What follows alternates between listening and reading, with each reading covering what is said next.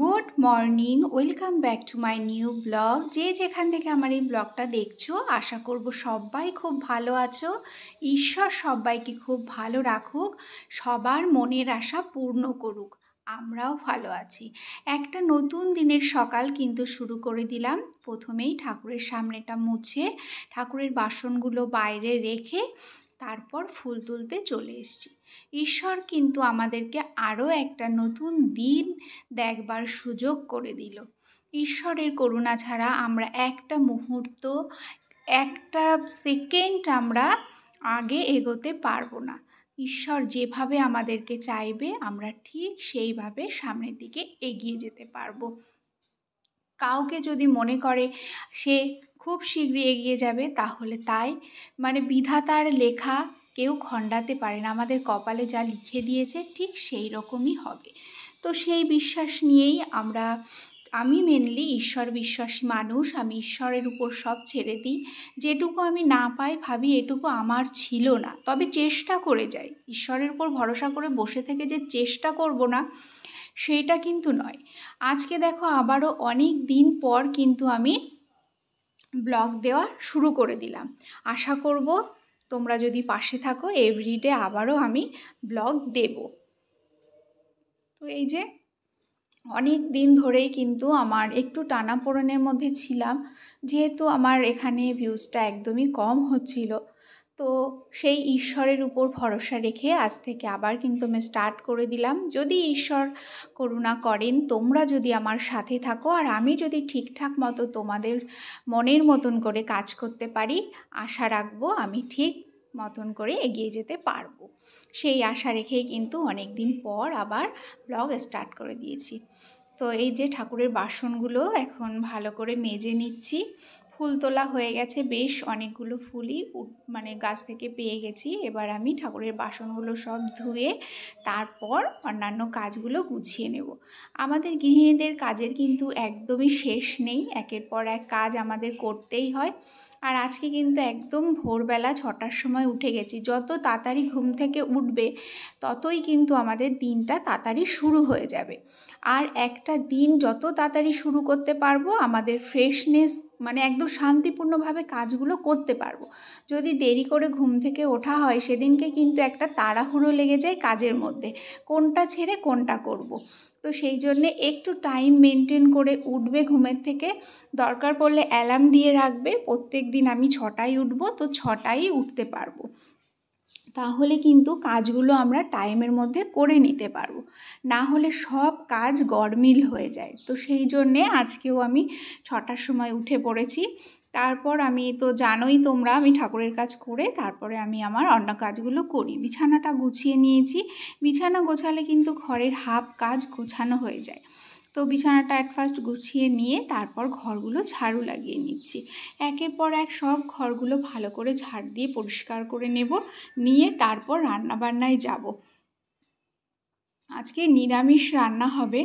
আর তারপরে আবার আমার অন্যান্য কাজগুলোও রয়েছে। তো এই দেখো এখানে কাঁকরোল, আলু, তারপর হচ্ছে ঝিঙে, তারপর হচ্ছে ওর মধ্যে ছিল কচুরমুখী দিয়ে একটা তরকারি বসিয়েছি। আর এদিকে কলা ভাজা, বেগুন ভাজা হয়ে গেছে, তরকারিটাও হয়ে গেল।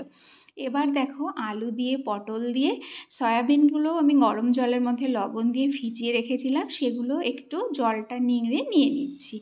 নিয়ে এই সবজি হবে একটা নিরামিষ, আলু পটল সয়াবিনের, দুর্দান্ত লাগে কিন্তু খেতে। এখানে সর্ষের তেল অ্যাড করে দিয়েছি। দিয়ে এবার আলু দিয়ে, পটল দিয়ে, সয়াবিন দিয়ে খুব ভালো করে ফ্রাই করে নেব। অনেকে আছে নিরামিষ খেতে খুবই পছন্দ করে, আবার অনেকে আছে খেতেও চায় না। কিন্তু প্রত্যেকটা পরিবারেই মনে হয় উইকে 1 ডে নিরামিষ কিন্তু হয়। সেই নিরামিষের দিন আমরা একটু সমস্যায় পড়ে যাই, কি রান্না করব আর কি পরিবারের সবাইকে খেতে দেব।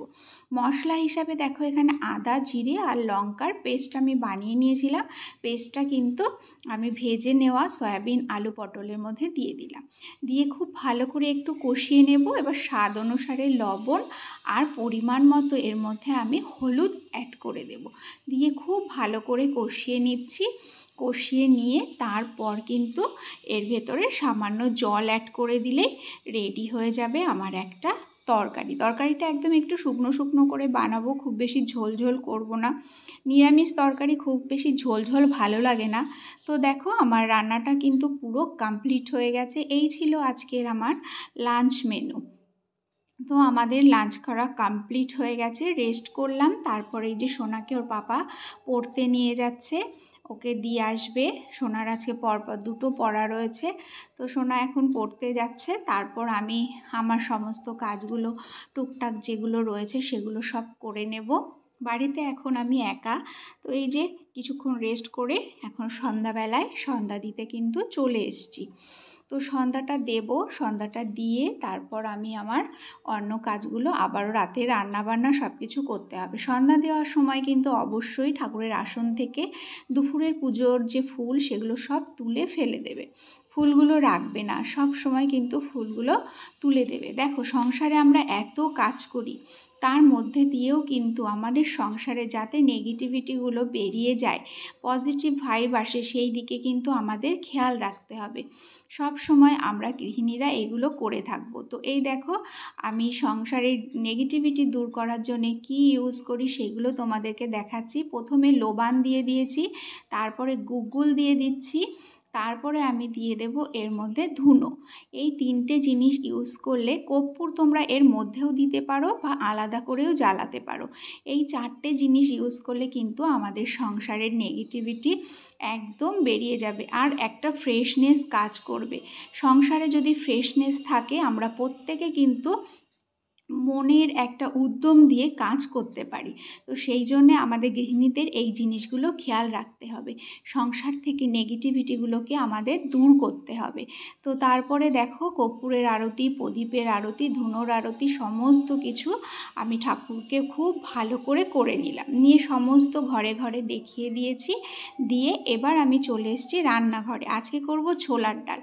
তো ছোলার ডাল যদি আমি রান্না করি তার আগে কিছুক্ষণ ভিজিয়ে রাখি, তাহলে না প্রেসারে দিলেও সিটি খুব তাড়াতাড়ি করে সেদ্ধ হয়ে যায়। তো গ্যাস বাঁচাতে এই জিনিসটা কিন্তু আমরা করতেই পারি। তারপরে এইদিকে দেখো নীলাঞ্জনা পড়ে এলো, ওর পাপা আবার সিঙ্গারা নিয়ে এসছে। তো এখন সিঙ্গারা খাওয়া হবে, কিছু চাটনিও নিয়ে চলে এসছে। সিঙ্গারার সাথে এই চাটনিগুলো না খেতে দুর্দান্ত লাগে।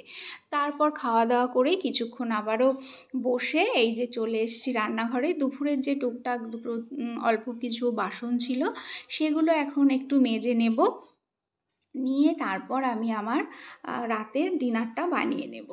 কাজের কিন্তু আমাদের শেষ নেই, তার মধ্যে সংসারটা কিভাবে আমাদের ভালো থাকবে, কিভাবে আমাদের নেগেটিভিটি দূর হবে সেই দিকে কিন্তু সবসময় খেয়াল রাখতে হয়। আর সন্ধ্যাবেলায় যখন আমরা সন্ধ্যা দেব একটু চেষ্টা করবে সমস্ত বাড়িতে একটু গঙ্গা জল ছিটিয়ে দেওয়ার, তারপর সন্ধ্যাটা দেবে। আর পারলে সন্ধ্যার সময় তুমি এভরিডে যখন সন্ধ্যা দিচ্ছ একটু হনুমান চালিসার যে হনুমান ধুন যেটা আছে সেটা অবশ্যই মিউজিক সিস্টেমে চালিয়ে দিতে পারো।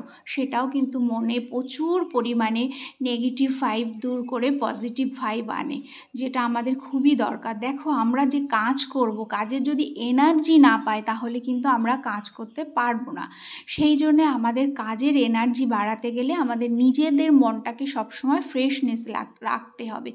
পরিবারের সবাইকে ভালোভাবে চালিত করতে গেলে নিজে আগে ভালো থাকতে হবে, তারপর কিন্তু পরিবারের সবাইকে তুমি ভালো রাখতে পারবে। তো সেই জন্যে সব সময় আমি চেষ্টা করি আমার সংসার থেকে যাতে নেগেটিভ ভাইবসটা চলে যায়। সেই জন্য আমি কিছু কিছু নিয়মকানুন খুব বেশি পালন করি, সেগুলো তোমাদের সাথেও শেয়ার করি। তোমরা যদি আরও কিছু দেখতে চাও আমাকে কমেন্ট সেকশানে জানিও, আমি অবশ্যই তোমাদের সাথে শেয়ার করব। তারপর এই দেখো চলে এসেছি এখন ডিনার বানাতে। তো আটা প্রায় আটার ডাব্বার থেকে বাড়ন্ত হয়ে গেছিলো, তো সেটা আবার একটু ঢেলে নিচ্ছি। এতক্ষণ পর্যন্ত তোমরা যদি আমার সাথে থেকে থাকো, কোথাও যদি একটু ভালো লেগে থাকে অবশ্যই আমার চ্যানেলটাকে সাবস্ক্রাইব করে পাশে থাকা বেল আইকনটা ক্লিক করে দিও। যারা সাবস্ক্রাইব করেছো তাদেরকে অসংখ্য ধন্যবাদ। চাইলে তোমাদের ফ্রেন্ডস অ্যান্ড ফ্যামিলির সাথে আমার এই ব্লগটা শেয়ারও করতে পারো।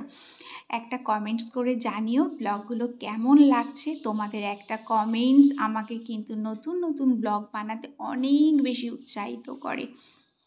তাই কমেন্টস করতে কিন্তু একদম ভুলবে না। তোমাদের যদি কোনো কোয়েরি থাকে অবশ্যই আমাকে জানিও। আমি যতদূর জানি তোমাদেরকে বলবো কিভাবে নেগেটিভিটি দূর করা যায় সংসার থেকে। তো সেই রকমভাবেই কিন্তু আমি কাজ করে থাকি। তো এই দেখো আমি এখানে হচ্ছে আটাটাকে ভালো করে মেখে নিচ্ছি। তারপরে এপাশে কিন্তু আমি ডালটাও সেদ্ধ বসিয়ে দিয়েছি। ডাল সেদ্ধ হতে হতে আমি কিন্তু এপাশে আটাটাও মেখে নেব। কাজ করতে গেলে সব সময় কিন্তু একটু হিসাব করে কাজ করতে হবে, তাহলে কম টাইমের মধ্যে আমরা কাজগুলো করে নিতে পারবো। যদি তোমার কোনো হিসাব না থাকে যে জিনিসের পরেই হোক না কেন, তাহলে কিন্তু এগোতে পারবে না। তো ডালটা সেদ্ধ হয়ে গেছে, তার মধ্যে আটাটাও মেখে নিয়েছি। এবার দেখো আমি জিরে তেজপাতা ফোড়ন দিয়ে ছোলার ডালটা কিন্তু রান্না করব। একটু কাঁচা লঙ্কাও দিয়ে দিলাম। খুবই সিম্পল প্রসেসে রান্নাগুলো আমি করে থাকি। খুব বেশি স্পাইসি খাবার আমার খেতে একদমই পছন্দ করি না। মাঝে মধ্যে খাই, কিন্তু এভরিডে খাই না। তো তারপরে সেদ্ধ করা হলুদ দিয়ে ডালটা কিন্তু আমি দিয়ে দিচ্ছি কড়াইয়ের মধ্যে। দিয়ে খুব ভালো করে ফুটে উঠলে একটু লবণ আর হালকা করে একটু মিষ্টি দিয়ে নামিয়ে নেব। একদম সিম্পলের মধ্যে কিন্তু ডালটা খেতে দুর্দান্ত লাগে। তো এই যে ডালটা এপাশে আমার হচ্ছে, একটু চিনি দিয়ে দিলাম, ব্যাস রান্না কিন্তু কমপ্লিট। এর ভেতরে তুমি চাইলে আরও অন্য কিছু দিতে পারো, কিন্তু আমি বেশি কিছু দিই না, কারণ এভরিডে বেশি স্পাইসি খাবার খাওয়া ঠিক না, যেটা আমাদের স্বাস্থ্যের পক্ষে খুবই ক্ষতিকারক। এখন দিনকাল খুব খারাপ শুরু হয়েছে, সেই জন্য সবসময় খেয়াল রাখবে স্বাস্থ্যের দিকে। স্বাস্থ্য যদি ভালো থাকে তাহলে কিন্তু আমরা সব কিছু ঠিকঠাক মতো করতে পারবো। এখন দুর্মূল্যর বাজারে ডাক্তারের পেছনেই যদি আমরা প্রচুর টাকা দিয়ে দিই, তাহলে আর সংসার বাঁচানো কিন্তু মুশকিল। সেই জন্যে শরীরটাকে সুস্থ রাখতে খাবার দাবার সব কিছু কিন্তু একটু মেনটেন করতে হবে। তো সেই দিকটা মাথায় রাখি সব সময়, যাতে ডাক্তারের পেছনে খুব বেশি পয়সা খরচা না করতে হয়। দেখা চোখে শরীরটাকে যতক্ষণ সুস্থ রাখা যায়। দেখো অজান্তেই অনেক রোগ অনেকের শরীরে বাসা বাঁধে, কিন্তু সেটা কিছু করার নেই। কিন্তু আমরা যেভাবে বুঝবো যে এটা করলে আমাদের শরীরটা ভালো থাকবে, আমরা কিন্তু সেটাই করব। তো যাই হোক, দেখো এইভাবে কিন্তু রুটিগুলো আমি পরপর বানিয়ে নিচ্ছি। আমার শ্বশুরমশাই বলতেন, তুমি এত সুন্দর রুটি বেলো, এত সুন্দর রুটি করো, তোমাকে একটা রুটির দোকান করে দেবো। তো সত্যি আমি খুব সুন্দর রুটি বানাই, যেমন গোল হয় সেই রকম সফট হয়।